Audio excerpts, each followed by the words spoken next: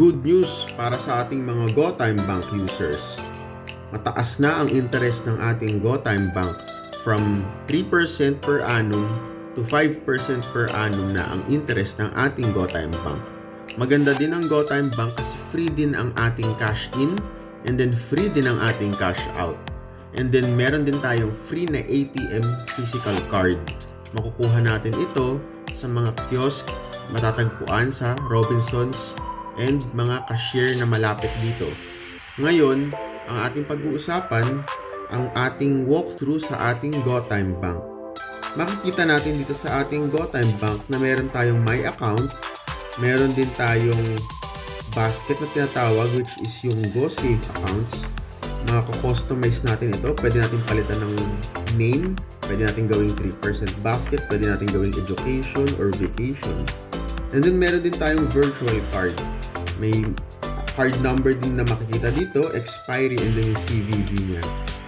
Ngayon, dito sa ating homepage ng ating GoTime Bank, meron din siyang makikita na parang pwede mong gawing confidential yung iyong account. So, hindi makikita ng kung sino or katabi mo ang laman ng iyong GoTime Bank. Maganda ito kasi meron kang safety and security na pwedeng gawin para hindi makita ang laman ng iyong GoTime Bank account. Next, pag pinindot natin ang ating GoSave account, pupunta tayo sa ating mismong GoSave account which ito yung tinatawag nating basket. Makikita natin dito na nakasulat yung interest ay 5%. So, basically, yung ating GoSave account, dyan yung nag-earn ng 5% interest. And then, yung ating My Account, ayan yung parang wallet natin. So, yung My Account natin, yan yung account natin na pwede nating i-transfer to other banks or to other e-wallets. And then, pag pumunta tayo sa gitna again, pindutin lang natin yung go sa gitna and then pupunta tayo dito sa cash in, buy load, send transfer, or cash out. Itong cash in, maka-cash in natin yung money natin sa mga Robinsons mall. Pupunta lang tayo sa cashier and then mag-create lang tayo ng QR code. And then yung buy load, pag pinito natin yung buy load, pwede tayong makabuy ng load sa Dito, Globe, PLDT, Smart, and then sa others din pwede, Bigo Live, Signal, Game Club, Garena, Ragnarok, and then Razer Gold, and then Blizzard.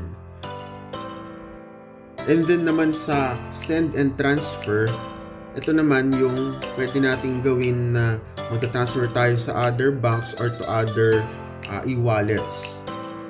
And then naman yung cash out, ito naman yung ka-cash out natin, gusto natin makuha yung money natin. Pupunta lang tayo sa Robinsons and then papakita natin yung ating app and then scan and then lalabas na yung money natin via sa cashier ng Robinsons. So guys, ganun lang kadali. And then yung ating send and transfer, free naman siya 3 times a week. And then take note, InstaPay ito. So libre ang ating pag-transfer, InstaPay. So real time, matatransfer agad yung money without the hassle kasi pwede tayong pumili din yung PesoNet, pero sa PesoNet kasi mas matagal siya. Pag InstaPay, instant yun. So real time yun. So ganun lang kadali and kaganda ang paggawa ng ating GoTime Bank and then walkthrough natin. For more financial tips regarding digital banks, not only sa GoTime, please like and subscribe sa aking channel. Thank you.